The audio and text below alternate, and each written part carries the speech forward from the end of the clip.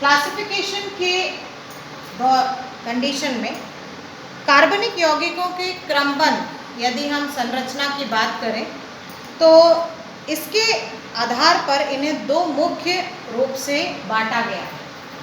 Classification on the basis of their structure, उनके आकार के, उनकी संरचना के आधार पर वर्गीकरण किया गया है, जिसमें आप इसे दो रूप से खास तौर पे बांटते हैं। ये दो रूप क्या है? सबसे पहला हमारा है ओपन चेन हाइड्रोकार्बन्स या कार्बन के यौगिक, इसे कहा जाता है विवित्र श्रृंखला।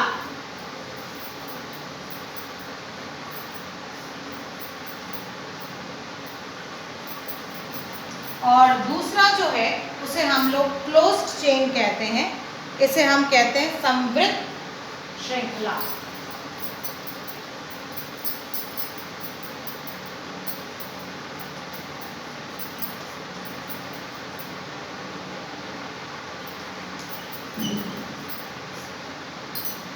ओपन चेन का मतलब होता है या विवित्र श्रृंखला का मतलब होता है जिसमें कार्बन या कार्बन से जुड़े हुए जो भी अन्य पदार्थ भी होंगे, अन्य तत्व भी होंगे, पर वो जुड़ते हैं पर खुली अवस्था में जुड़ते हैं। मतलब जिस तरह हम बात करें कि सी सी सी ऊपर या सी या नीचे सी, पर ये हमेशा कैसे जुड़े होंगे? ओपन चेन के रूप में। चाहे वो कितने भी हो, कितने भी यौगिक हो, इन सभी का मान जो है वो ओपन स्ट्रक्चर में मिलता है, खुले रूप में मिलता है। इसे हम लोग एलिफैटिक कंपाउंड्स भी कहते हैं। क्या कहते हैं?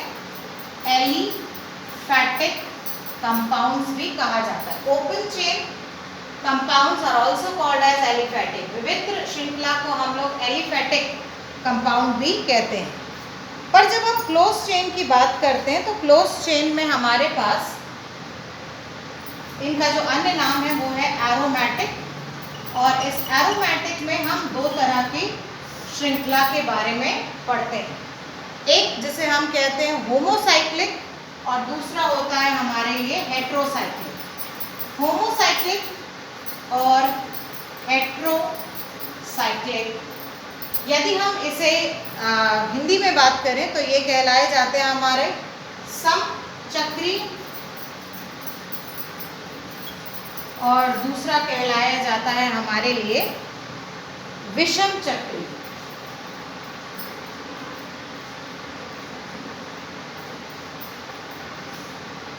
तो होमोसाइक्लिक और हेट्रोसाइक्लिक क्या? पहले तो बात करें कि हमारे लिए कि क्लोज चेन समवृत्त श्रृंखला किसे कहते हैं। ये मिनिमम 3 कार्बन से चालू हो सकती है। मतलब यदि हम 3 कार्बन को इस तरह से जोड़ें H2, H2 और H2, तो क्योंकि ये सभी दिशा से बंद है, क्लोज्ड स्ट्रक्चर दे रहा है, इसलिए हम इसे क्लोज चेन या समवृत्त श्रृंखला कहते हैं। अब आप 3 से ज़्यादा यदि होगा तो कोई भी स्ट्रक्चर बन जाएगा। 1 2 3 4 इस तरह से ये जुड़ गए, तो यहाँ पे H2 क्योंकि उसे 4 इलेक्ट्रॉन्स को संतृप्त करना है तो ये बन गए। 3 से अधिक होने पर क्लोज चेन हमें मिलती है, और इस क्लोज चेन में जैसे जैसे संख्या बढ़ाते जाओ तो 5 बनाना चाहो तो पेंटागन बन जाएगा, 6 बनाना चाहो तो हेक्सागन बन जाएगा। तो इस आधार पर जब हम बात करते हैं तो ये हमारे लिए क्लोज चेन होती है। पर यदि एक जैसे कार्बन के यौगिक जुड़े होते हैं, एक जैसे कार्बन के तत्व जुड़े होते हैं, तो हम उसे होमोसाइक्लिक कहते हैं। पर यदि हमारे साथ किसी और तौर पे कोई अन्य तत्व जुड़ा है तो उसे हम लोग हेट्रोसाइक्लिक कहते हैं। जैसे कि यदि हम बात करें एक उदाहरण के तौर पे, तो H2C CH2 दोनों जुड़े हैं ऑक्सीजन के साथ, तो ये क्योंकि ऑक्सीजन को एक अन्य रूप में लेता है तो ये कहलाया जाता है हमारे लिए हेट्रोसाइक्लिक या विषम चक्री। होमोसाइक्लिक के आधार पर जब हम बात करते हैं तो होमोसाइक्लिक में ये सारे उदाहरण आते हैं, पर इनमें एक विशेष और भी गुण होता है जिसे हम कहते हैं बेंजोइड या फिर बेंजेनिक कहा जाता है।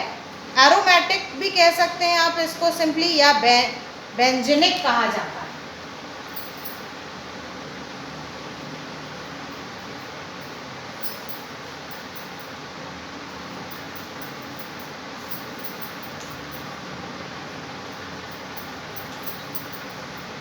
जिसमें मिनिमम कार्बन 6 होते हैं और ये अपने आप को ऑल्टरनेट सिंगल और डबल बॉन्ड में बांध के रखते हैं। मतलब 1 2 3 4 5 6 single bond double bond single bond double bond single bond double bond. तो यदि कोई ऐसा स्ट्रक्चर हमें मिलता है जिसमें सिंगल डबल की श्रृंखला मिल रही है और बाकी सब कार्बन और हाइड्रोजन के तत्व जुड़े हुए हैं, तो इसे हम बेंजीन ग्रुप कहते हैं। आप इसे साधारण तौर पे इस तरह से चिन्ह बनाकर एक O इसके बीच में डालते हैं। तो या तो आप पूरे कार्बन और हाइड्रोजन को दर्शाएं, नहीं तो आप उसको सिर्फ एक सूत्र से बता सकते हैं। तो अगली क्लास में हम लोग इनका नामकरण के बारे में पढ़ेंगे।